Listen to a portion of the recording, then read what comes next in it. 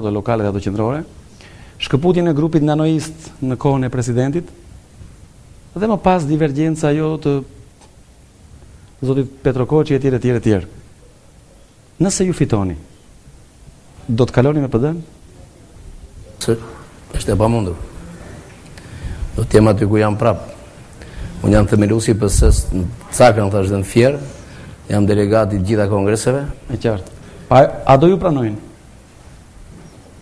Po mendoj se nuk janë përjetshëm gjithmonë udhëheqësit. Kështu që unë me të ide jam të PS. Që do të ndryshojnë dhe ata, dhe kështu që... Dakor.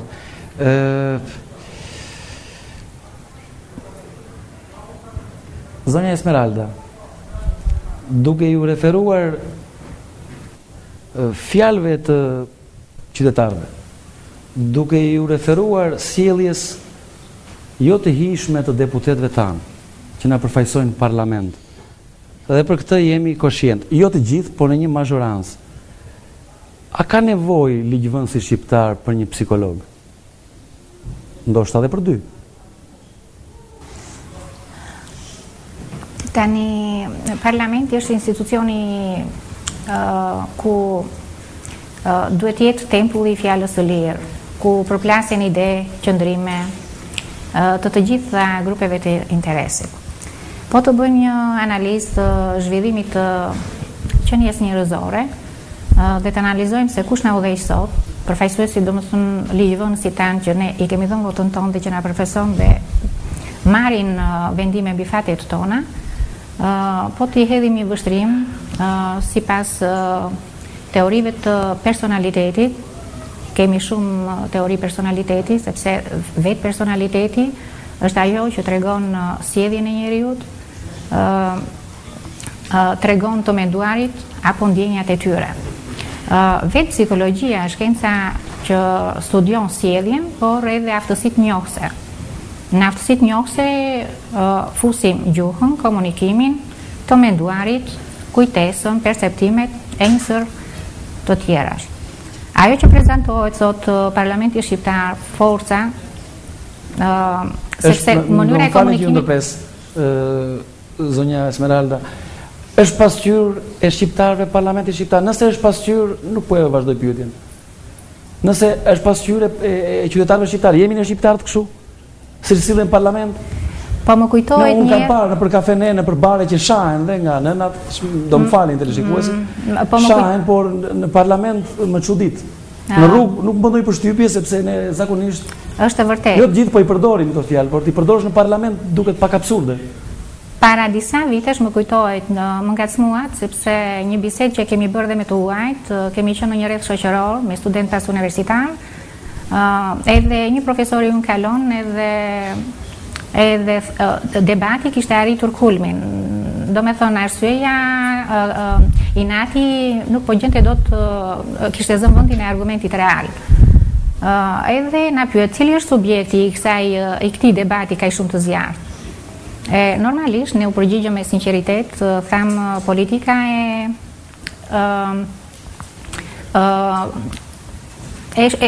e politikanëve tanë, më thonë kur flasim. Atëherë profesori u përgjigj me shumë diplomaci. Tani tha, e kam shumë të lehtë, imagjinoj se si mund të bëhet politika në Shqipëri. Dhe ne gjithmonë e kemi justifikuar me një epitet fatalist, në fakt gjak shqiptari. Po të analizojmë gjakun shqiptari dhe po të... është çështje gjenetike? Normalisht. Atëherë nuk duhet të shqetësohemi nëse është gjenetike. Normalisht, por ajo që dominon në formimin e njeriut, në personalitetin e tij janë faktorë të tjerë. Unë mendoj se faktorët që kanë më tepër përparësi janë faktorët e ambientit dhe social. Domethënë, për mua modeli kryesor jepet në familje. Ajo pastaj ushqimi bën pjesë këtu, zonja psikologe? Sepse deputetët tanë hanë mirë. Mos gabojmë. Varet çfarë anë dhe çfarë u bën mirë, sepse sot ka dalë edhe një libër të ushqyesh sipas grupit të gjakut, secili nga ne është individual në llojin e vet. Kështu që mendoj se nuk është diçka për t'u anashkaluar. Brezat e rinj duhet të edukohen me një politik të edukuar. Nuk mund të pretendojnë sot brezat e rinj të edukohen me një politik të çedukuar. Sepse ajo është pasqyrë e atyre njerëzve që i kanë votuar. Pra një deputet në parlament në mos gabojen përfaqëson 3.000 apo 4.000 apo 10.000 qytetarë. Është turp të themi që ai deputet që flet me fjalë jashtë normave morale të përfaqësoj ata 10.000 qytetarë. Madje as ata nuk do të ishin dakord, mendoj unë. Nëse kalojmë një duke qenë se jemi në rock show, ne pyetjet i kemi të çformuara dhe të kalibreve nga më të ndryshme, kaloj te zoti Ali Beaj, e cila pyetje do t'ju ndoshta nuk do t'ju lejoj të qeshni më, mendoj unë. Mos pretendo të përgjigje me fjalë e qartë. Jo, më vjen keq. Ju bëni pjesë në atë sinqerisht, personalisht kam respekt, në atë pjesë të deputetëve që nuk ishin tek ajo pjesa e parë që folën pak më parë. Dhe për këtë jam ndihem i gëzuar që je pjesë e panelit tonë. Pas historive të Gërdecit, ati themi kështu gjërat më trosh, që qytetari ta kuptoj. Një histori gërdecare e cila solli 26+1 të ndjerë. Pas disa akuzave për korrupsion ndaj qeverisë tuaj, pas çështjes së seksualitetit të Pangos, pas $1.800.000 prifti, heroizmit të videos shok të Metës, çështjes së shumë diskutuar të ujrave me shtetin grek, atë të nënshkrimit të marrëveshjes për varrezat në jug të vendit dhe së fundmi dy të më të rëndat, ajo e regjistrimit të popullsisë mbi baza etnofetare dhe 21 janari, a nuk përbëjnë një substrat, ta themi negativ, që kjo qeveri të largohet dhe të kërkoj dhe falje, zoti Ali Bej? Kjo qeveri nuk do të largohet për asnjë nga arsyet që thatë ju. Kjo qeveri mund të largohet nëse në 2013, në përfundim të procesit zgjedhor, kjo qeveri apo maggioranca që mbështet këtë qeveri do të dalë humbse. Po, atëherë po. E qartë. Dhe kjo është e vetmja mënyrë kushtetuese, ligjore, politike e po doni ju dhe morale se si një qeveri mund të largohet. Unë besoj që, dhe po lidh pak edhe me atë çfarë ju thatë pak më parë, zoti Ali Bej, më fal që debatet do pres, ka moral kur vdesin në parlament, pikërisht kur vdesin qytetar, ka moral? Atë jam duke të thënë. Ajo çfarë ju thatë pak më parë, debatet e ndezura në parlament, ndonjëherë të veshura edhe me fjalor jo shumë të shëndetshëm apo edukues. Ja, mund ta themi banal, mos kemi frikë, ta themi banal. Unë nuk deputet që shahin nga nëna, nga motra, deputet që janë të papërgjegjshëm. Madje deputet që qellojnë dhe deputetin, është skandaloze. Të garantoj, po kjo e fundit është e vërtet. Një deputet. Ajo që i ndodhi deputetit PD-s. Pikërisht pra. Po unë të garantoj që sharje të tilla, siç ju i thatë, domethënë nga pjesëtar familjes nuk ndodhin. Jeni të sigurt. Është më burror. Një deputet i përmendi motrën ku punonte, edhe kjo nuk është për të shkaluar. Përse unë do ta konsideroja që politika ende sot, parlamenti ende sot ka moral.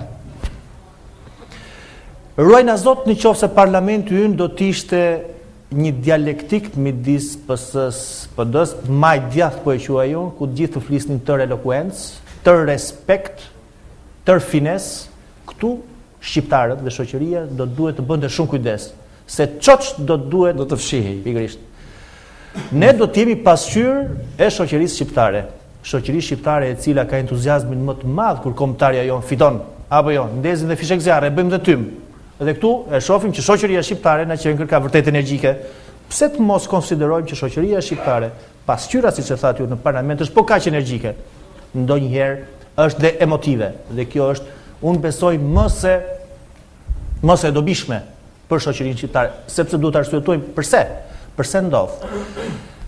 Sepse ende kjo politik vazhdon dhe besojmë do të vazhdojë edhe për një kohë të gjatë të kërkoj marrjen e besimit tek shqiptarët nëpërmjet ideve, jo nëpërmjet forcës dhe jo nëpërmjet mashtrimit. Unë besoj që kjo është një ndarje e madhe kardinale për psikologjinë e shoqërisë shqiptare.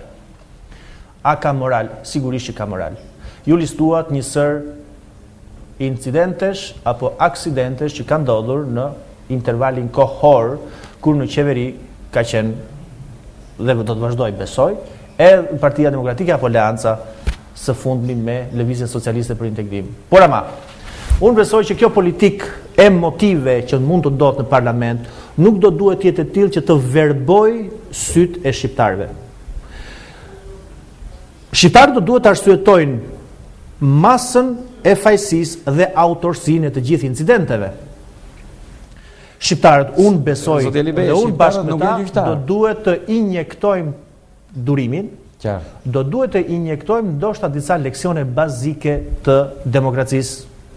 Që në qoftë se flasim për historira, ndoshta dhe aksidentes të tilla ku mund të desi dhe të humbasin jetë shqiptarësh, unë besoj që ne nuk do duhet të veprojmë dhe të mos kemi durim dhe të vëmë dorën mbi autorin apo mbi fajsin. Pse të mos mësojmë ne si një shoqëri e civilizuar, një shoqëri europiane siç gjeopolitikisht jemi, që të pranojmë që ka një institucion, ka një sistem i fundmë i cili vendos fajsin, pas të cilit të gjithë ne do duhet heshtim dhe ndoshta do duhet gjojmë rok. Kjo është historia. Dhe po flas për atë çfarë juve thatë pak më parë. Po marr ndoshta edhe atë që është historia e shitjes së ujrave? Po. Një koment fare të vogël. Po jo. Të jemi objektiv. Kjo pyetje nis nga vendimi duke vlerësuar vendimin e gjykatës kushtetuese i cili mendoj që është drejt. Atëherë, të jemi simetrik dhe objektiv. Të jemi simetrik. Sigurisht kjo qeveri ishte ajo që inicioi një marrëveshje për ndarjen e kufirit të ujrave me një shtet fqinj. Me një shtet që kemi konflikt interesi, zoti Alibej? Atëherë unë të them me një shtet. Më duket se kemi kufi dhe më pas, më poshtë. Atëherë këtu më duhet të kundërshtoj paksa. Jo, mund më kundërshtoni. Shteti ynë fqinj. Keni një çamë ngjitur. Historikisht nuk po e bëj as pak për nacionalizëm dhe as pak për internacionalizëm, po e bëj për objektivitet të fqinjësisë së mirë dhe të fatit ton të përbashkët që është besoj Europa e integruar. Po, historia jon e shkuar me shtetin ton fqinj jugor, ndoshta nuk është nga më të shëndoshat, ndoshta nuk është nga më ato historitë të cilat edhe mund të krenohemi.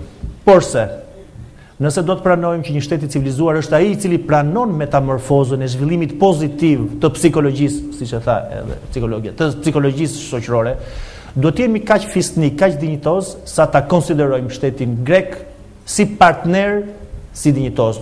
Nuk duhet të jemi nën disa komplekse inferioriteti që do duhet dhe i kemi fshehur deri tani në një nacionalizëm fals. Po, ne kemi iniciuar